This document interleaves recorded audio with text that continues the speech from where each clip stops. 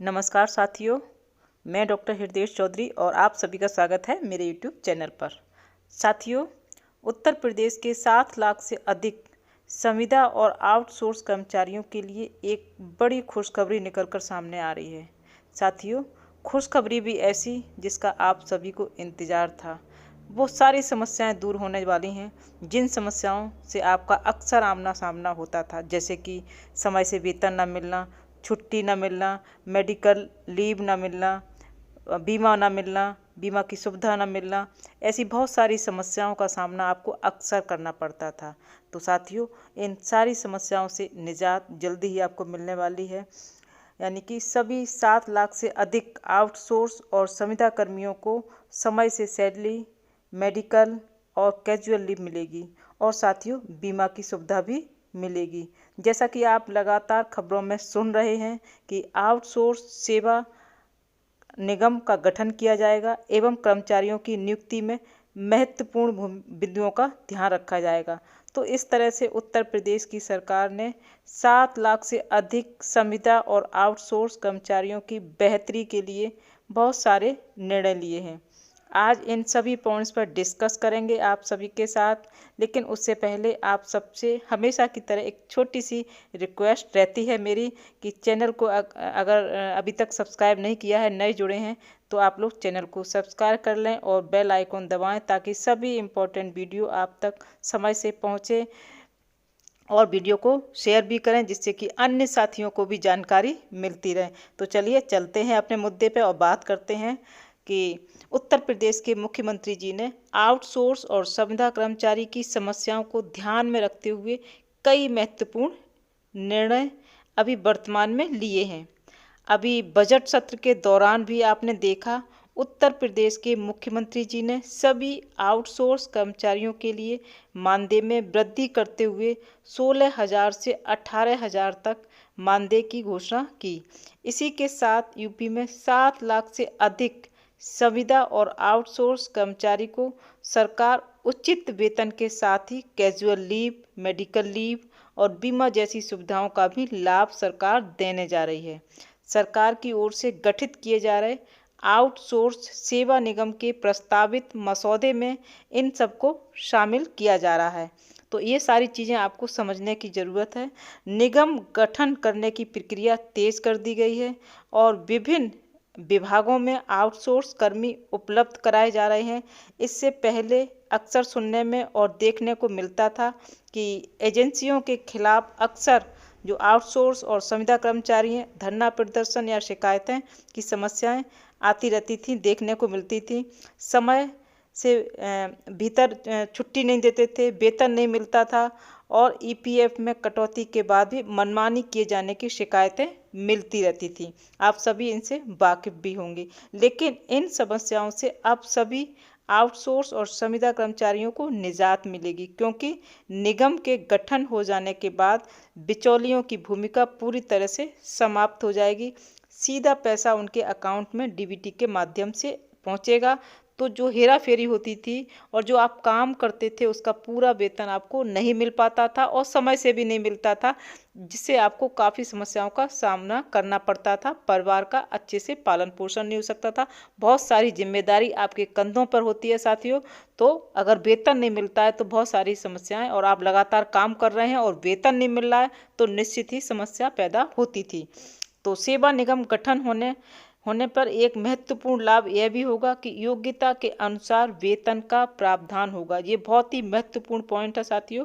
जैसा कि मैं अभी एक पूर्व में एक वीडियो बनाया था हमने, जिसमें मैंने डिटेल में इसके बारे में बताया है कि कितनी श्रेणियां, कैसे क्या पूरा गठन किया जाएगा निगम, उसके बारे में विस्तार से मैंने डाला है। तो आज हम बहुत सारा उस पर डिस्कस नहीं करेंगे क्योंकि वीडियो बहुत लंबी हो जाएगी, जिसलिए आप पूर्व की वीडियो आप हमारी देख सकते हैं। उसमें डिटेल में मैंने बताया है कि कितनी श्रेणी है, किस श्रेणी को कितना वेतन मिलेगा, आप देख सकते हैं मेरी वीडियो में। तो इस तरह से अलग अलग श्रेणी के पदों के लिए 16,000 से 25,000 तक वेतन दिए जाने का प्रावधान है, जिसमें project officer, senior assistant, junior assistant और चतुर्थ श्रेणी के पद पर शैक्षिक योग्यता व कार्य के अनुसार वेतन निश्चित होगा और सभी को कर्मचारियों को पहली तारीख को वेतन खाते में आ जाए, यह भी सुनिश्चित करवाया जाएगा, क्योंकि ये बहुत ही ज़्यादा दिक्कत होती है जब किसी कर्मचारी का समय से वेतन नहीं मिलता है, क्योंकि पूरी उम्मीद उसकी टिकी रहती है कि महीने पे वेतन आएगा तो घर के सारे खर्चे पूरे होंगे। और ऐसे में अगर वेतन नहीं मिलता है तो कर्मचारियों को बहुत सारी दिक्कतों का सामना करना पड़ता है। सेवा निगम गठन से ईपीएफ या ईएसआई की सेवाओं में आने वाली दिक्कतों भी काफ़ी हद तक हल हो जाएंगी। तो साथियों, ये बहुत महत्वपूर्ण बिंदु हैं जो आपको ध्यान रखने हैं। अभी तक सभी आउटसोर्स कर्मचारी को ये दिक्कतों का सामना अक्सर करना पड़ता था कि अगर बहुत बार शिकायतों के आधार पर अगर आप शिकायत करते थे तो एजेंसी बदल दी जाती थी। ऐसी स्थिति में कर्मचारियों के ईपीएफ और ईएसआई खाते की मॉनिटरिंग पर जवाबदेह कर पाना मुश्किल हो जाता था और निगम कर्मचारी एजेंसी एवं विभागों के लिए वन स्टॉप सेंटर के तौर पर काम करेगा और पोर्टल के जरिए एजेंसियों और कर्मचारियों को रजिस्टर कराया जाएगा। बेहतर कार्य हो सके, इसके लिए अच्छे परिणाम आ सकें, इसके लिए निगम का विस्तार भी किया जाएगा। आउटसोर्स निगम का विस्तार शासन से जिले तक किए जाने का प्रस्ताव है और इसके लिए मुख्य सचिव की अध्यक्षता में बोर्ड ऑफ डायरेक्टर्स का गठन होगा और एक सलाहकार समिति भी बनेगी, जिसमें इंडस्ट्री, टेक्नोलॉजी सहित विभिन्न क्षेत्रों से एक्सपर्ट शामिल किए जाएंगे। इसके साथ ही कमिश्नर की अगुवाई में मंडल स्तरीय और डीएम की अगुवाई में जिला स्तरीय कमेटी गठित होंगी। मतलब कमिश्नर की देखरेख में मंडल स्तरीय कमेटी गठित होंगी और डीएम की देखरेख में जिला स्तरीय कमेटी गठित की जाएंगी। ये आपके समझने वाली बात है। जिससे कि आउटसोर्स कर्मियों की नियुक्ति प्रक्रिया में जो आउटसोर्स कर्मचारियों का गठन होगा उसमें सामाजिक शैक्षणिक पृष्ठभूमि के साथ ग्रामीण क्षेत्र, आयु जैसे बिंदुओं को भी शामिल किया जाएगा। उत्तर प्रदेश के 7 लाख से अधिक संविदा और आउटसोर्स कर्मचारी के लिए उत्तर प्रदेश सरकार की तरफ से बहुत ही महत्वपूर्ण निर्णय लिए गए हैं।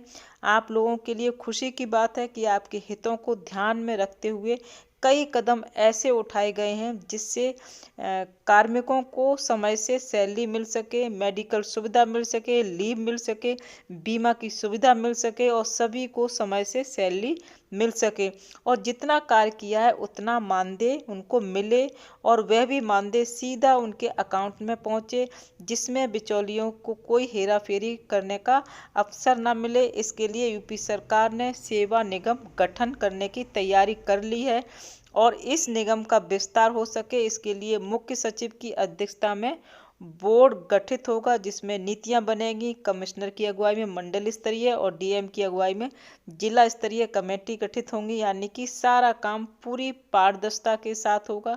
कर्मचारियों की नियुक्ति योग्यता के आधार पर होगी, जिससे सारे कार्य में निपुणता दिखाई दे और काम बेहतर हो सके और अच्छे से अच्छे परिणाम आ सके। क्योंकि योग्यता के आधार पर जब आउटसोर्स कर्मचारी गठित किए जाएंगे तो निश्चित ही काम में देखने को अच्छा मिलेगा और पूरी पारदर्शिता के साथ काम होगा। अपने योग्यता के आधार पर काम करेंगे और उनका मानदेय में बढ़ोतरी हुई है और पूरी पारदर्शिता के साथ जब काम होता है तो निश्चित ही परिणाम अच्छे आते हैं। तो उत्तर प्रदेश सरकार की तरफ से एक बेहतर कदम उठाया गया है आप लोगों के लिए। तो साथियों, अब तक जो आपको समस्याएं फेस करनी पड़ती थी वो आगे आने वाले समय में इन समस्याओं से निजात मिलेगा।